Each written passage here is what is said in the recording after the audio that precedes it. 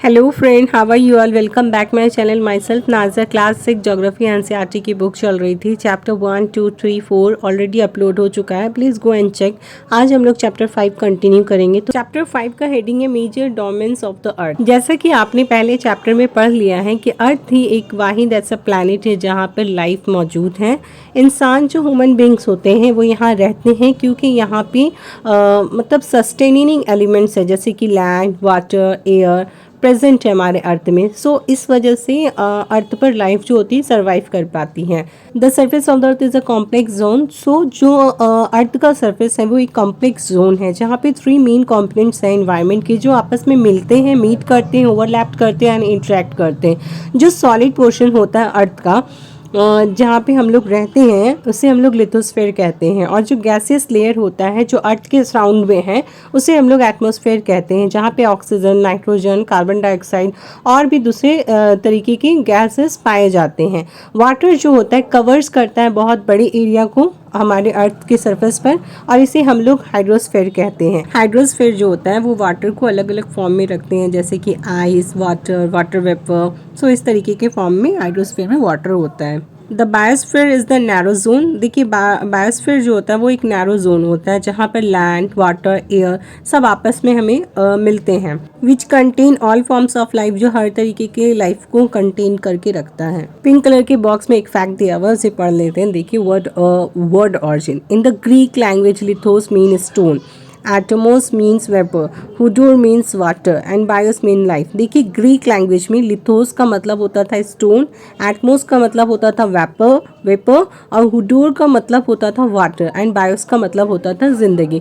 Can you make words using the above? क्या आप इससे वर्ड को बना सकती हो इस वर्ड का इस्तेमाल करके? नेक्स्ट है lithosphere. The solid portions of the earth is called the lithosphere. जो अर्थ का सॉलिड पोर्शन होता है उसे हम लोग लिथोस्फीयर कहते हैं। इसमें rock of the earth crust और थिन लेयर होता है सॉइल का, जो कंटेन करके रखता है बहुत सारे न्यूट्रिशन एलिमेंट को और सस्टेन ऑर्गेनिजम्स। ठीक है, ये दो इसके मेन डिवीजन होते हैं अर्थ सरफेस के। द लार्जर लैंड मासेस, जो ज़मीन होती है, बहुत बड़ा सा लैंड मासेस जो होता है उसे हम लोग कॉन्टिनेंट्स के नाम से जानते हैं। और एक जो वाटर बॉडीज बच जाता है उसे हम लोग ओशियन बेसिन्स कहते हैं। ठीक है, सारे ओशियन जो है, पूरे वर्ल्ड के जितने सारे भी ओशियन है ना, वो एक दूसरे के से कनेक्टेड होते हैं।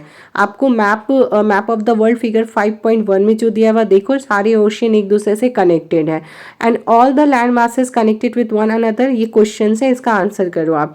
क्या सारे लैंड मासेस क्या एक दूसरे से कनेक्टेड है? इसका आंसर आप कमेंट बॉक्स में बताओ मुझे। The level of sea water remains the same everywhere. देखिए जो सी वाटर होता है, समुद्र का जो पानी रहता है, वो हम हर जगह क्या होता है, सेम होता है। Elevation of land is measured from the level of the sea which is taken as zero. जो एलिवेशन होता है ज़मीन का, अगर उसको मेजर किया जाता है समुद्र की सतह से, तो वो हमेशा ज़ीरो होता है। सो ये हमारा वर्ल्ड मैप है जिसमें कॉन्टिनेंट एंड ओशियन को दिखा रहे हैं। आप ओशियन में देखो, पैसिफिक ओशियंस है एंड इंडियन ओशियंस है, सदर्न ओशियंस है and Atlantic oceans, Arctic oceans, ये सारे ओशियंस को दिखा रहे हैं। और कंटिनेंट में हमारा North America, South America, Asia, Europe, Africa, ये सारे चीज़ को शो कर रहा है। Okay, the highest mountain peak Mount Everest is 8,848 metres above the sea level. देखिए जो हमारा highest mountain peak Mount Everest जो है उसकी ऊंचाई कितनी है, 8,848 मीटर्स है, और वो सतह समुद्र से इतना ऊंचाई पर है। ठीक है, अबव है ये। The greatest depth of 11,022 meters is recorded at Mariana Trench in the Pacific Ocean. So Mariana Trench से ओशियन का डेप्थ जो है, पैसिफिक ओशियन का डेप्थ को रिकॉर्डेड किया गया है 11,022 मीटर्स तक। आप इसको इमेजिन कर सकते हो कि किस तरीके से सी का डेप्थ जो होता है वो बहुत ज़्यादा है इसके हाईएस्ट पॉइंट से।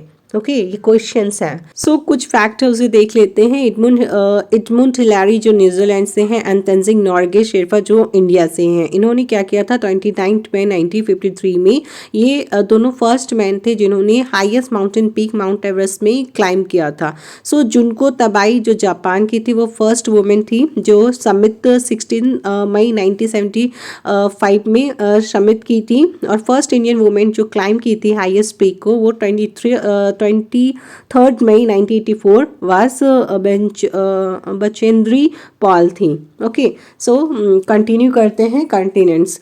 देखिए 7 मेजर कॉन्टिनेंट्स हैं, ओके, और उसको सेपरेटेड किया गया है लार्ज वाटर बॉडीज़ के थ्रू। ये कॉन्टिनेंट्स में हमें Asia, Europe, Africa, North America, South America, Australia and Antarctica आ जाएगा। ये सभी हमारा कॉन्टिनेंट है। आप मैप, अगर वर्ल्ड मैप को देखोगे जो फिगर 5.1 में दिखाया गया, तो इसमें आप इजीली तरीके से देख लोगे और नोटिस करोगे कौन सा लैंड जो है बहुत ज़्यादा बड़ा है, ठीक है, और जो नदर हेमिस्फीयर में लाई है वो लैंड मास जो है ज़्यादा ग्रेटर पार्ट है। एशिया क्या है, एक लार्जेस्ट कॉन्टिनेंट है, ठीक है। ये कवर करता है 1/3 of the total land area of the अर्थ का। हमारे पूरी अर्थ का ये 1/3 एरिया को पूरा कवर करता है। और ये कॉन्टिनेंट जो होता है ईस्टर्न हेमिस्फीयर में लाई है। ट्रॉपिक ऑफ कैंसर इसके पास होता है इस कॉन्टिनेंट से। एशिया सेपरेटेड होता है यूरोप से यूराल माउंटेन्स के थ्रू, जो वेस्ट में है, फिगर 5.1 में आप देख सकते हो। और ये कंबाइंड लैंड मासेस है यूरोप और एशिया का, इसे हम लोग रशिया, यूरोप प्लस एशिया बोलते हैं। ओके, नेक्स्ट है यूरोप। यूरोप जो होता है स्मॉलर होता है एशिया से, और ये कंटिनेंट जो होता है वेस्ट ऑफ द एशिया में लाई करता है। आर्कटिक सर्कल इसके से पासेस होता है और इसमें बाउंड होता है, बाउंड्री जो है वो वाटर बॉडीज के थ्रू है। ये 3 साइडेड से वाटर बॉडीज से घिरा होता है, बाउंड होता है। आप मैप ऑफ द वर्ल्ड के मैप को देखोगे और इसे लोकेट करोगे तो समझ पाओगे। मतलब वर्ल्ड मैप को देखो और इस चीज़ को समझो, पढ़ो, आप रिलेट कर पाओगे।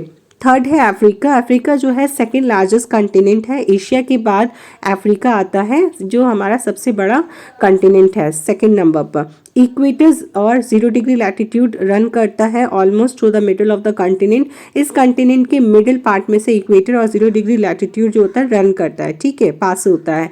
और लार्ज पार्ट जो हमारा अफ्रीका का लार्जर पार्ट है वो नदर्न हेमिस्फीयर में लाई करता है। इसे भी आप फिगर 5.1 मैप में देख सकते हो। और ये वाहिद ऐसा कॉन्टिनेंट है जहाँ पर Tropic of Cancer, equator, Tropic of Capricorn pass होता है अफ्रीका के कॉन्टिनेंट में। ओके, द सहारा डिजर्ट, जो सहारा डिजर्ट है ना, ये वर्ल्ड का सबसे ज़्यादा लार्जेस्ट हॉट डिजर्ट है, मतलब सबसे ज़्यादा गर्म रहने वाला डिजर्ट है और वर्ल्ड का लार्जेस्ट डिजर्ट है जो अफ्रीका में लोकेटेड है, ठीक है। इसको बाउंड किया गया है सभी साइड से, ओशियन और समुद्र की तरफ से ये घिरा हुआ है, बाउंड है, ठीक है। आप इसे वर्ल्ड मैप फिगर 5.1 में देखो, आपको नोटिस होगा कि जो वर्ल्ड का लार्जेस्ट रिवर है, नील रिवर, फ्लो करता है अफ्रीका से, ठीक है। नोटिस करना है आपको, जहाँ पर इक्वेटर है, ट्रॉपिक ऑफ कैंसर है और ट्रॉपिक ऑफ कैप्रिकॉर्न है, पास हो रहा है मैप ऑफ अफ्रीका से। ओके, सो वर्ल्ड मैप भी आप देखते जाओ, आपको समझ में आएगा अच्छे से। अगर पॉसिबल है तो आप एटलास ओपन करो, एटलास में वर्ल्ड मैप को ओपन करो और उसमें से देखो, तो आपको चीज़ें और अच्छे से समझ में आएगी। नेक्स्ट है नॉर्थ अमेरिका। नॉर्थ अमेरिका देखिए थर्ड लार्जेस्ट कॉन्टिनेंट है पूरे वर्ल्ड का। ये लिंक है साउथ अमेरिका से। एक नैरो स्ट्रिप ऑफ लैंड है जिसे हम लोग इस्थुमस ऑफ पनामा कहते हैं। ये कॉन्टिनेंट जो होता है नदर्न एंड वेस्टर्न हेमिस्फीयर पे लाई है पूरा, ठीक है। 3 ओशियन है जिसको, जो इस कॉन्टिनेंट को घेरे हुए हैं। क्या आप इस ओशियन का नाम बता सकते हैं? कमेंट करें। नेक्स्ट है साउथ अमेरिका, जो सदर्न हेमिस्फीयर में लाई करता है, और 2 ओशियन है जो इसके साउंड में घिरा हुआ है, ईस्ट और वेस्ट, ठीक है। 2 ओशियन है इसके ईस्ट एंड वेस्ट में। एंडस वर्ल्ड का लॉन्गेस्ट माउंटेन रेंजेस है जो रन करता है, इसके length from north to south, figure 5.1 में आप देख सकते हो। साउथ अमेरिका में सबका वर्ल्ड का लार्जेस्ट रिवर है द अमेजोन। नेक्स्ट है ऑस्ट्रेलिया। ऑस्ट्रेलिया क्या है, स्मॉलेस्ट कॉन्टिनेंट है जो इंटायरली तौर पर सदर्न हेमिस्फीयर में लाई करता है, और ये ओशियन से घिरा हुआ है, सब तरफ से ओशियन और सीज से घिरा हुआ है। इसे हम लोग आइलैंड कॉन्टिनेंट भी कहते हैं। लास्ट है कॉन्टिनेंट में हमारा अंटार्कटिका है। देखिए ये कंप्लीटली जो होता है ना सदर्न हेमिस्फीयर का ह्यूज कॉन्टिनेंट है। साउथ पोल जो होता है लाई करता है इसके almost centre of this continent के, और ये लोकेटेड है साउथ पोलर रीजन में। परमानेंटली कवर होता है ये थिक आइस शीट से, और यहाँ पे कोई भी परमानेंट ह्यूमन सेटलमेंट नहीं है। बहुत सारी कंट्रीज़ यहाँ रिसर्च स्टेशंस हैं अंटार्कटिका में, वो इस पर्पज़ से जाती है रिसर्च के लिए। इंडिया का भी एक रिसर्च स्टेशन है वहाँ पर जिसका नाम है मैत्री एंड दक्षिण गंगोत्री। सो फ्रेंड, आज के लिए इतना ही। होप आपको चीज़ें समझ में आ रही होगी। अगर आपके लिए ये वीडियो यूज़फुल है तो प्लीज़ चैनल को सब्सक्राइब कर दीजिए, वीडियो को लाइक एंड शेयर कर दीजिए। Thank you.